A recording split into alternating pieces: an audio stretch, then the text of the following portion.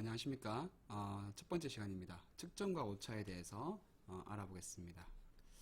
학습 목표입니다. 측정 계기의 정확도와 정밀도를 인식하고요. 그 다음에 오차의 원인과 종류, 그 다음에 오차를 해석하는 것, 그 다음에 오차의 전파에 대해서 알아보겠습니다. 자, 아래쪽에 문제인식이 있죠? 자, 봅시다. 이 책의 가로 길이를 측정하려고 한다.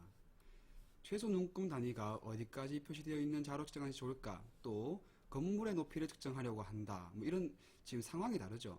측정하고자 하는 물체에 따라 어떤 도구, 어떤 측정 계기를 이용하는 것이 좋은지 한번 생각해 보고요. 이 단원에서 우리가 그 답을 알아볼 수 있을 겁니다. 측정과 오차입니다. 자, 봅시다. 측정이란 적절한 도구나 기계를 이용합니다. 측정이란 적절한 도구나 기계를 이용하여서 단위로 나타낼 수 있는 물리량을 재어서 기록하는 활동을 말합니다. 측정의 궁극적인 목적은 수학적으로 표현할 수 있어야 돼요. 그래서 과학적 법칙이나 원리의 기초 자료를 얻는 데 그 목적이 있습니다. 측정에는 항상 오차가 포함됩니다. 자, 여러분들 이 문구가 중요해요. 우리가 측정을 할 때 절대로 오차가 없을 수 없어요. 오차는 항상 존재합니다. 오차란 어떤 양을 측정했을 때 생기는 것으로 측정값과 참값의 차이를 말합니다. 뭐 이렇게 구해집니다. 당연히 오차가 작을수록 좋은 측정입니다. 그런데 아무리 주의해도 오차를 완전히 제거할 수 없고요. 당연히 우리는 가능한 한 오차가 작도록 측정을 해야겠지요. 자, 오른쪽 페이지입니다. 봅시다. 실제 실험을 수행하는 경우에 많은 경우 참값을 정확하게 알 수가 없어요. 그래서 오차 또한 정확하게 알 수 없는데, 그래서 우리는 불확도라는 것을 구하여서 측정값의 특성을 표현합니다. 자, 다른 책에는 어떤 다른 책을 보면 이 불확도를 불확실도라고 표현하기도 합니다. 같은 말입니다. 자, 그런데 우리는 불확도라는 말로 계속 쓰도록 하겠습니다. 불확도의 정의가 나옵니다. 불확도란 측정값에 항상 존재하는 얼마간의 변동을 몇 가지의 방법으로 정량화한 것입니다. 따라서 측정값을 보고할 때는 항상 측정 결과를 대표값만으로 표현하면 안 되고요. 불확도까지 함께 나타내는 것이 바람직합니다. 아래쪽을 보면요. 불확도까지 같이 표현한 바람직한 방법이 나옵니다. 이렇게 표현하는 것이 바람직해요. 불확도를 정확하게 알아야 측정 결과가 일치하는지, 그 다음에 서로 다른 장치로 측정해도 같은지, 뭐 이런 것들에 대한 올바른 판단을 내릴 수 있습니다. 자, 그런데 우리 일상생활에서 일상생활에서 좀 간단하게 측정을 할 때는요, 일상생활에서는 불확도를 아는 것이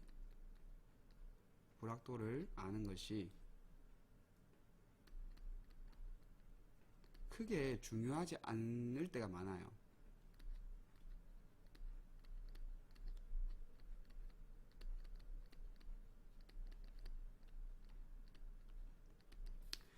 자, 예를 들어서 불확도 범위 안에 협정 참값이 있게 되면 어느 정도 정확한 실험을 했다고 볼 수 있는데, 당연히 협정 참값이 불확도 범위 밖에 있으면 오차가 발생했다고 볼 수 있습니다. 자, 그러니까 뭐 그런 경우는 정확한 측정이라고 보기 어렵겠죠. 오른쪽에 보면 협정 참값에 대한 설명이 있습니다.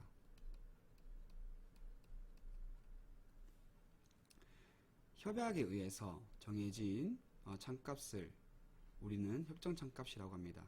이 경우에는 우리가 오차를 정확하게 알 수 있겠죠. 자, 아래쪽에 바로 이어서 봐요. 여기에도 보면은 그 오차와 불확도를 혼동하여 쓰는 경우가 있는데 명확하게 구분해야 합니다. 즉 오차와 불확도는 다른 겁니다. 오차는 측정값과 참값의 차이를 말하는 거고요. 불확도는 측정값에 항상 존재하는 얼마간의 변동을 정량화한 것입니다.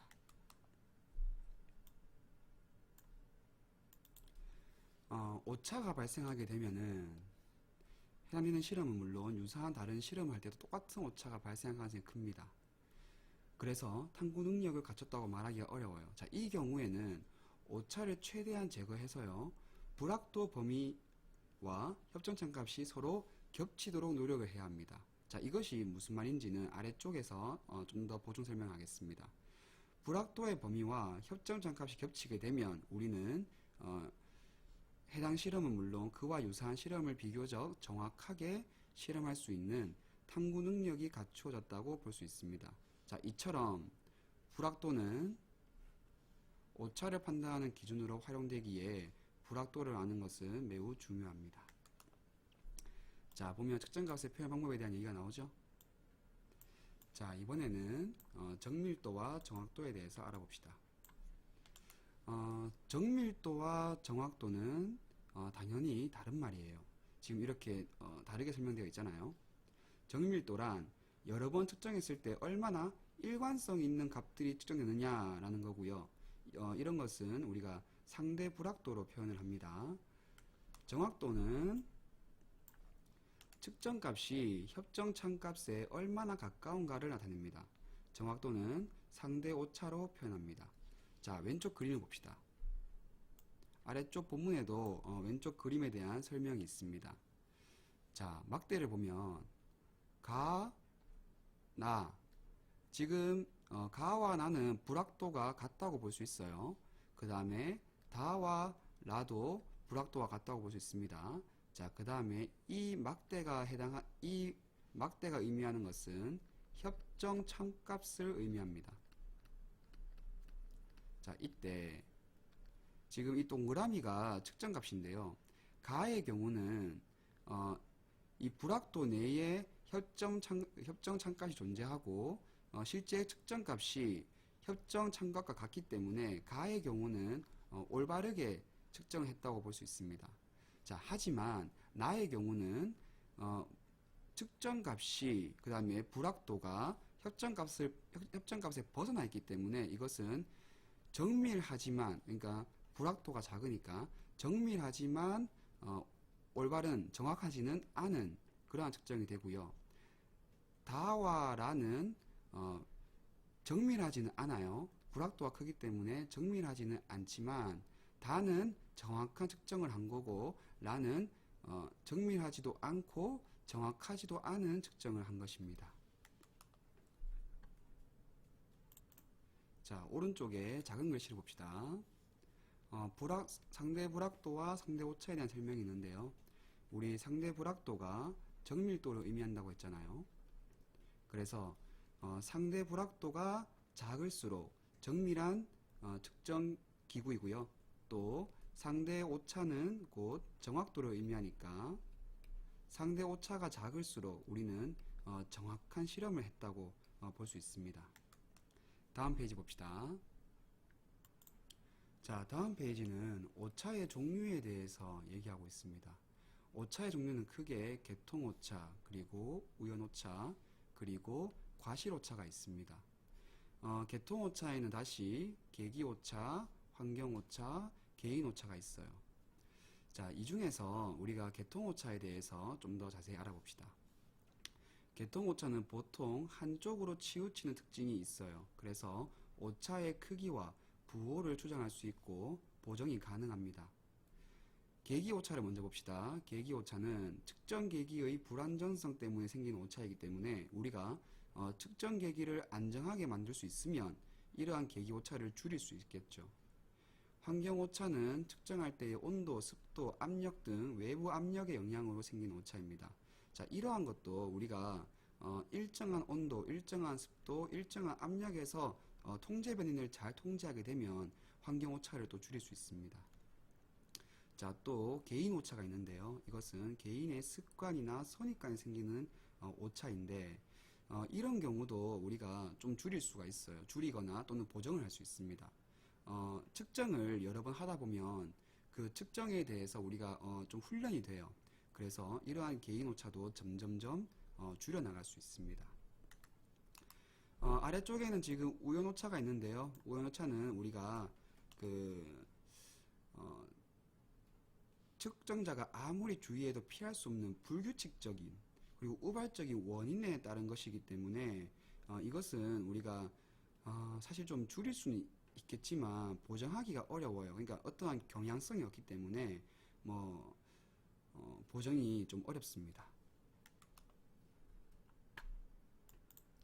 자, 다음은 측정기구의 선택에 대한 이야기입니다.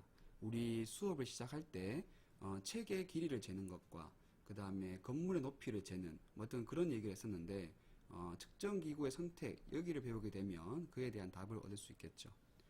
자, 아래쪽 그림을 봅시다. 똑같이 책의 길이를 재는데요. 그 가는 최소 눈금이 5mm입니다. 반면에 오른쪽 그림의 자는 최소 눈금이 1mm예요. 자, 최소 눈금이라고 적어보세요. 우리가 쓰는 대부분의 측정 기구에는 최소 눈금이 존재합니다. 자, 이렇게 최소 눈금이 다를 때 우리가 측정값을 어떻게 표현하는지 한번 봅시다.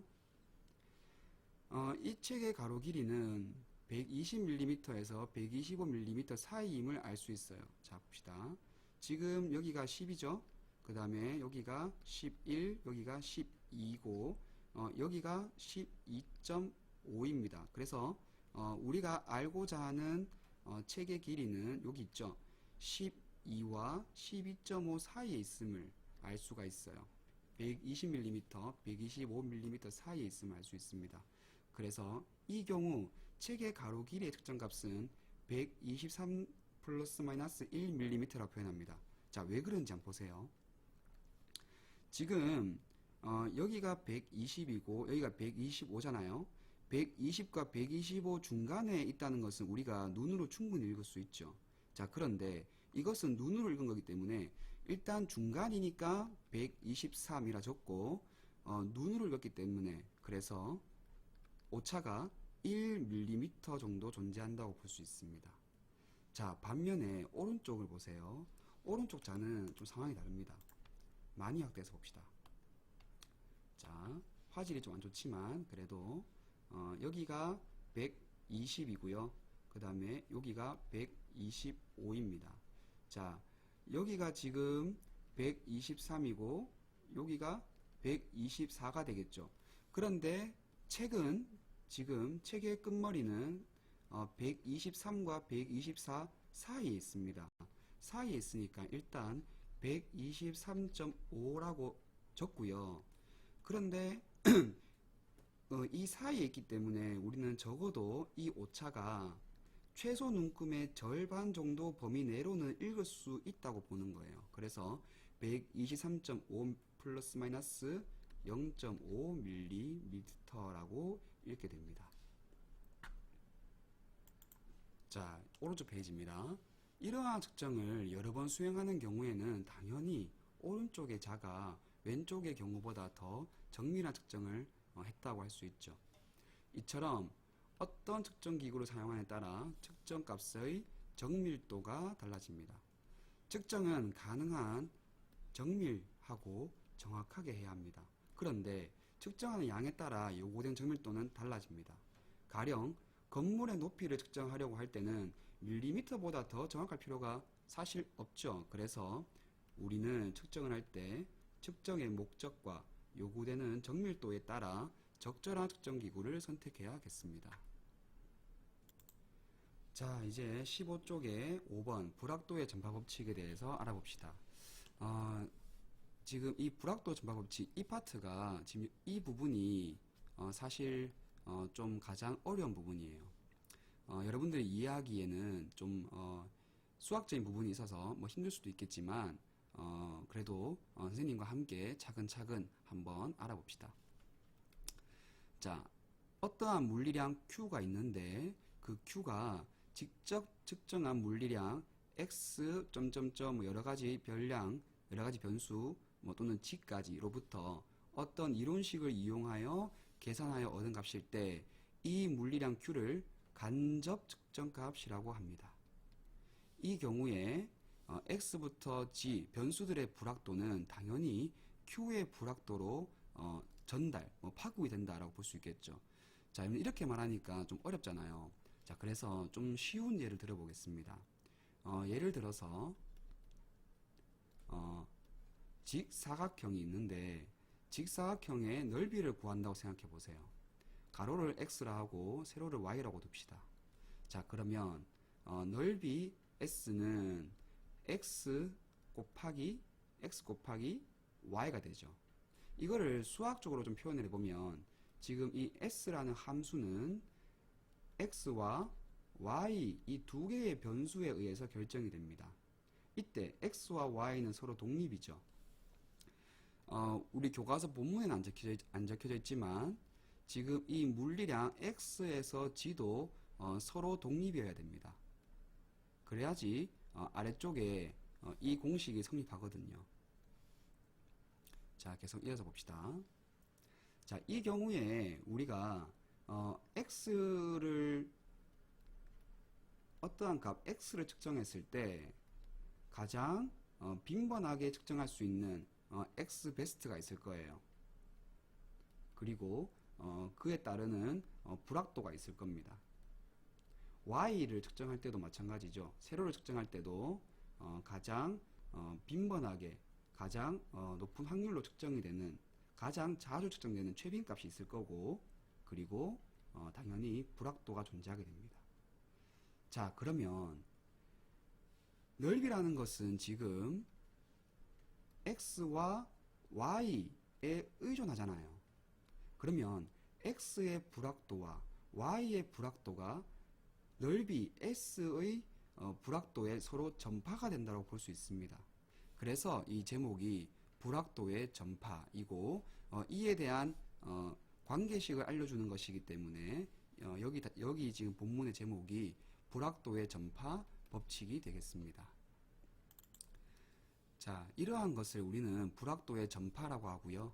불확도의 전파라고 하고 Q의 불확도를 델타 Q라 하고 그 다음에 X에서 G까지의 불확도를 델타 X 혹은 델타 G라고 이렇게 표현합니다. 이때 델타 Q는 아래와 같은 식으로 구해집니다. 자, 여기 보면 여러분들이 아직 배우지 않은 이러한 기호가 있는데요. 얘를 읽을 때는 라운드라고 읽어냅니다. 그래서 라운드 X, 라운드 Q, 라운드 G, 라운드 Q 이렇게 읽으면 되겠습니다. 자, 그러면 이 라운드 X분의 라운드 Q가 무엇을 의미하는지를 봅시다. 라운드 X분의 라운드 Q는요, Y를 상수라 보고 어떤 물리량 Q가 X와 Y 함수일 때 Y를 상수라 보고 Q에 대해서만 미분하는 것을 의미합니다. 우리가 앞서의 예시로 들었던 것을 한번 계속 보면은 넓이 S는 X 곱하기 Y잖아요.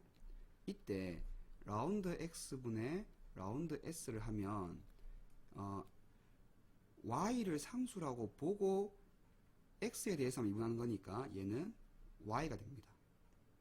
그 다음에 라운드 Y분의 라운드 S는 X를 상수라고 보고 Y에 대해 미분하는 것이기 때문에 이때는 X가 되겠습니다. 지금 이것까지도 좀 이해가 안 된다면 수학 시간에 배웠던 것을 한번 끌어와 볼게요. 어떤 함수 fx가 있을 때 얘를 ex라고 합시다. 그러면 이때 우리가 dx분의 df를 하게 되면 x에 대해서 미분을 하는데 앞에 상수가 있잖아요. 그러면 다항함수의 미분 규칙에 따라서 그냥 이렇게 되겠습니다. 그러니까 상수를 그대로 살려나가면 돼요. 지금 그렇게 미분을 한 것입니다. 자, 지금 아래쪽에 보면 이 불확도 전파 법칙에 대한 여러 가지 예가 있습니다. 지금 이거는 첫 번째 예고요. 그 다음에 얘가 두 번째 예인데 이 첫 번째 예와 두 번째 예는 여러분들이 바로 이해하기에는 좀 어려운 예예요. 그래서 좀 더 쉬운 예를 가지고 알아보도록 하겠습니다. 자, 아까부터 계속 예를 들었던 넓이를 가지고 해보겠습니다. 자, 넓이 S는 X 곱하기 Y입니다.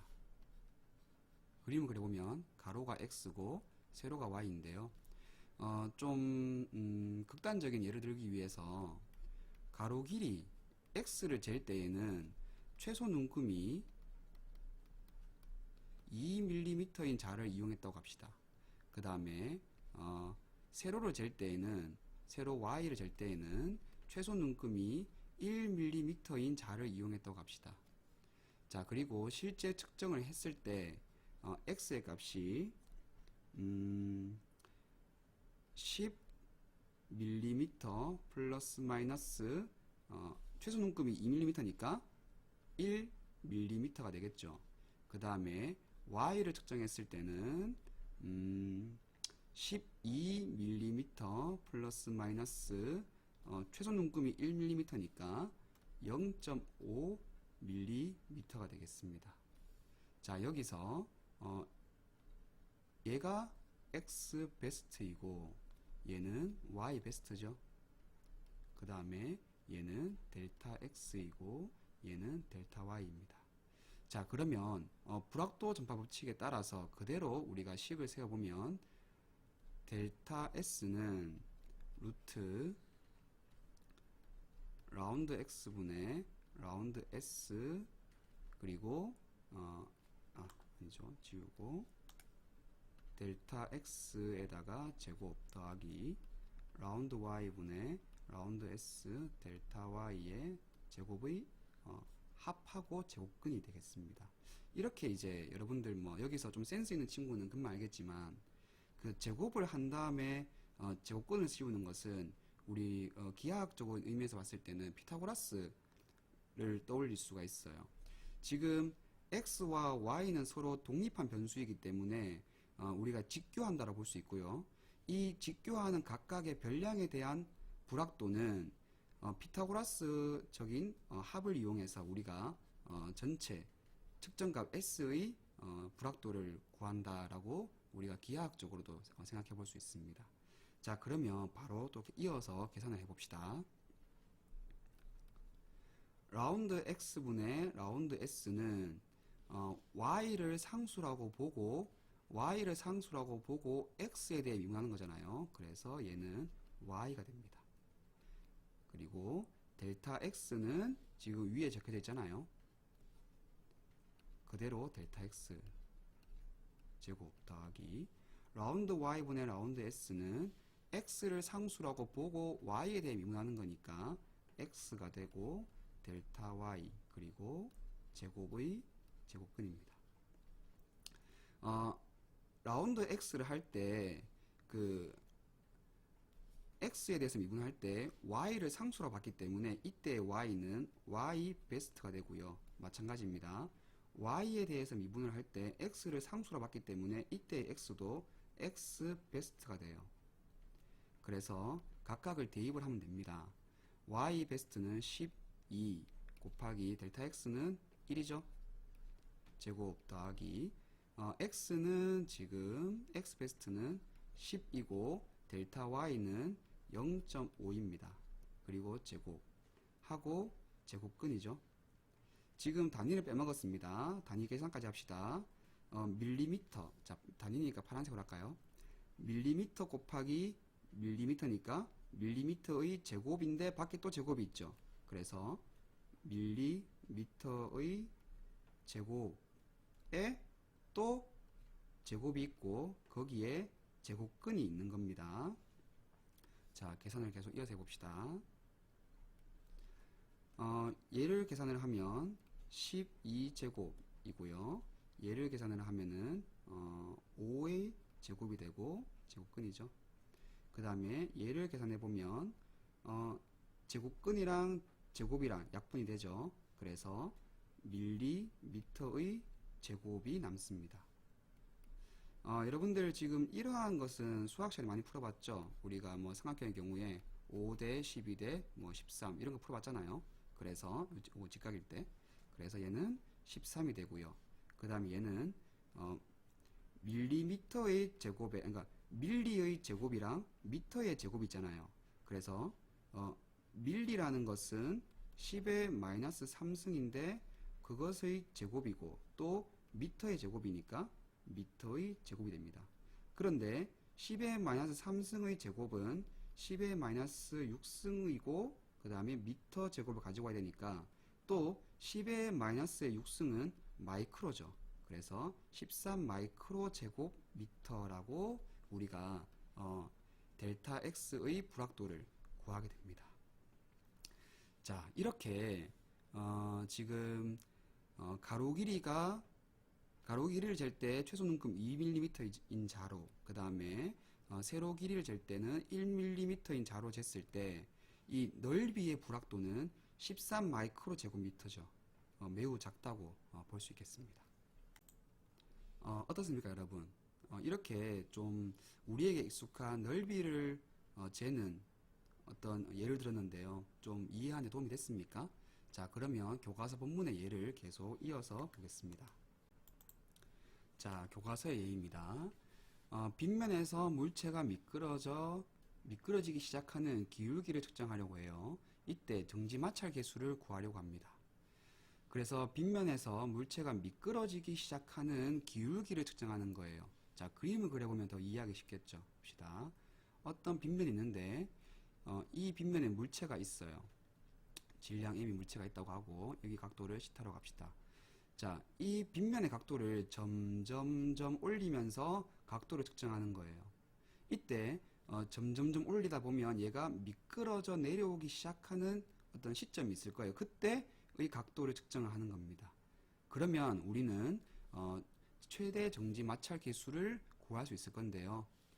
이렇게 계산을 하게 되면, 이렇게 측정을 하게 되면 시타 베스트 플러스 마이너스 델타 시타를 얻었다라고 볼 수 있습니다.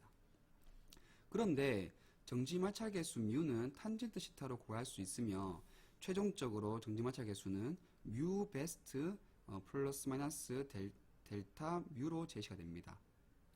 정지 마찰 계수의 대표값 뮤 베스트는 탄젠트 시타 베스트로 얻을 수 있고 정지 마찰 계수의 불확도 델타 뮤는 당연히 불확도 증가 법칙에 따라서 아래처럼 계산이 됩니다. 이것을 이해하기 위해서 우리가 지금 이 식을 조금만 더 풀어서 생각해 보면은 이렇게 돼요.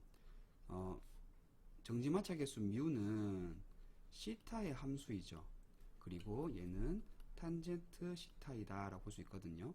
자, 그래서 얘를 우리가 있는 그대로 불확도 증가 법칙에 넣은 겁니다. 지금 변수가 하나밖에 없으니까 당연히 항이 하나밖에 없는 거예요. 라운드 시타 분의 라운드 뮤를 해볼까요?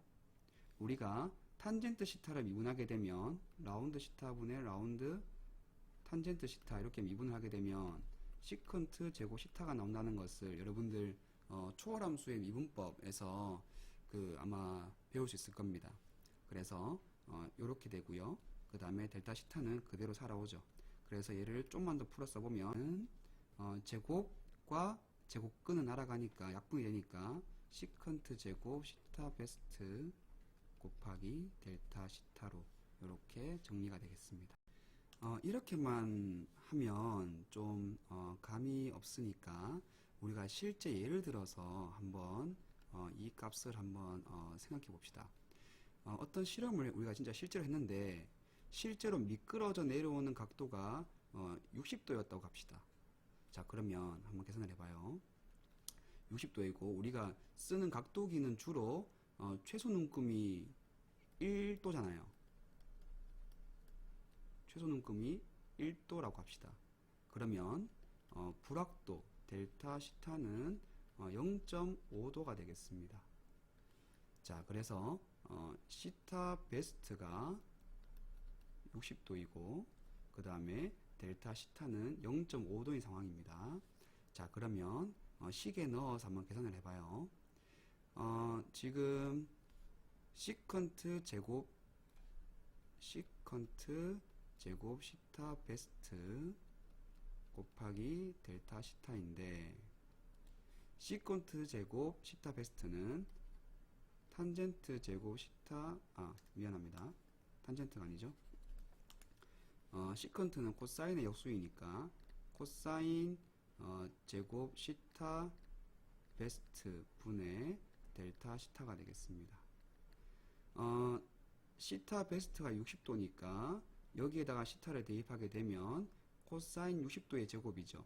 그런데 코사인 60도는 2분의 1이잖아요. 그래서 2분의 1의 제곱이니까 이렇게 4분의 1이 되겠습니다. 그죠? 4분의 1이 되고 델타 시타는 0.5도입니다. 자, 여기서 여러분들 계산할 때 주의할 점이 있어요. 이 도라는 것은 디그리 단위입니다. 그러니까 도라는 단위인데 우리가 계산할 때는 도라는 것을 이용해서 계산하면 안 되고요. 라디안 단위로 바꿔줘야 돼요. 그래서 왜냐하면은 라디안은 차원이 없는 단위입니다. 그래서 라디안 단위로 바꾸어서 계산을 해야 되겠습니다. 요것을 그대로 표현을 해보면 4분의 1이 분모했으니까 4 곱하기 0.5도입니다. 자, 그런데 우리가 도를 라디안으로 바꿔야 되니까 4 곱하기 0.5도이고 파이 라디안, 그러니까 180도죠. 파이 라디안은 180도와 같잖아요. 그러니까 지금 얘는 1인 거예요. 그래서 1은 곱셈의 항등원이니까 이 곱셈에 영향을 미치지 않습니다. 그러니까 저건 지금 단위만 바꾸는 거예요. 이렇게 하면 4 곱하기 도가 약분이 되고, 그래서 도와 도가 약분이 되어서 0.5도 2분의 1이잖아요. 2분의 1 곱하기 180분의 파이가 되겠습니다. 자, 계속 이어서 계산하면 얘는 2, 4 약분하고 나면 얘는 2가 남고요. 2와 180을 약분하고 나면 90이 되죠. 그래서 파이 나누기 90이 됩니다. 파이 나누기 90은 얼마입니까? 자, 계산기를 써봅시다. 자, 계산기 가지고 왔죠? 공학용 계산기입니다. 자, 여기 잘 보이는 곳으로 파이 나누기 90을 하게 되면 0.035 정도가 되죠. 그래서 결론은 0.035, 델타 뮤는 0.035가 된다라는 것을 알 수 있습니다. 자, 아래쪽에는 전압과 전류를 측정해서 전력을 얻는데 불확도를 구하는 것입니다. 우리가 전력을 구하는 공식 P, 파워는 볼티지 그 다음에 커런트죠. 전압과 전류를 곱한 것입니다. 지금 이러한 폼은 우리가 앞서의 예를 들었던 넓이를 구하는 폼과 비슷합니다. 형태가 비슷하죠. 뭐 이렇게 단순히 그냥 두 개의 별량을 곱한 겁니다. 아까 전에 우리가 예로 들었던 넓이 S는 가로 곱하기 세로잖아요.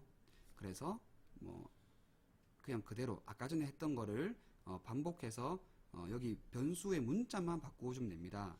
그래서 오른쪽과 같이 이러한 결과를 얻게 되겠습니다.